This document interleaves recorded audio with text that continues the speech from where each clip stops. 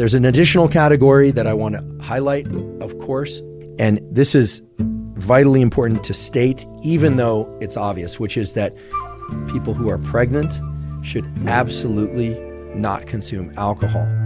Fetal alcohol syndrome is well known and established. It's terrible. Fetuses experience diminished brain development that's often permanent, diminished limb development, diminished organ development in the periphery, meaning the heart, the lungs, the liver, etc. Ingesting alcohol while pregnant is simply a bad idea. And the reason I say this at all is, first of all, it's important to include in an episode like this, but also because we can look at two things. First of all, we can look at mechanism, and then we can also look at some of the lore that still sadly exists out there. Let's take care of the lore that sadly exists first. If you look online, you will sometimes be able to find, sadly, that some people believe that certain kinds of alcohol are not detrimental to fetuses. They'll say, well, champagne is safe for a pregnant mother to drink, but beer is not. That is absolutely categorically false. Alcohol is alcohol. There is no evidence whatsoever that consuming certain types of alcohol is safer for fetuses than others. Alcohol is a toxin, and the reason fetal alcohol syndrome exists is because the ability of that toxin to disrupt cellular processes. Remember tumor growth and the way that alcohol can accelerate tumor growth by proliferation of cells, the wrong cells, the ones you don't want to proliferate?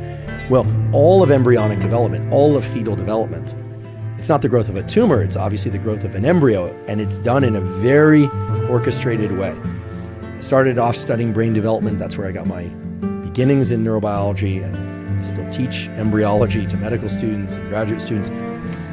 The set of coordinated processes that has to take place from conception to birth in order to give rise to a healthy embryo is so dynamically controlled and so exquisitely precise, with checkpoints and recovery mechanisms and redundancy in the genes that are expressed to make sure that if anything goes wrong, it's repaired, etc. Alcohol as a mutagen, I haven't used that word yet, but a substance that can mutate DNA through alterations in DNA methylation and these checkpoints in the cell cycle. Alcohol as a mutagen is one of the worst things that a developing embryo can be exposed to. And again, because it's water soluble and fat soluble, ingestion of alcohol when people are pregnant passes right to the fetus. Now, I realize that a number of people out there might be thinking, oh goodness, I didn't realize I was pregnant until a certain stage of pregnancy, and before I realized I was ingesting alcohol.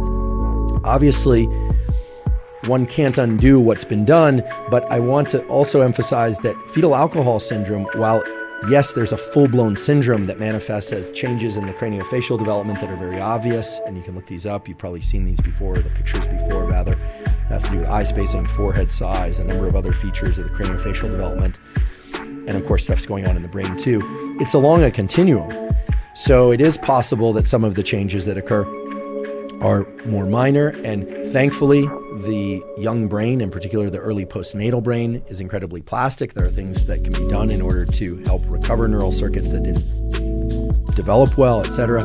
But even though it's somewhat obvious, or should be obvious, I really want to make clear that there's zero evidence whatsoever that certain forms of alcohol are safer for pregnant women to ingest than others. Absolutely wrong. No one who's pregnant should be ingesting alcohol whatsoever. And certainly, if people feel like they can't avoid alcohol while pregnant, they really need to work with somebody to make sure that it just absolutely doesn't happen, because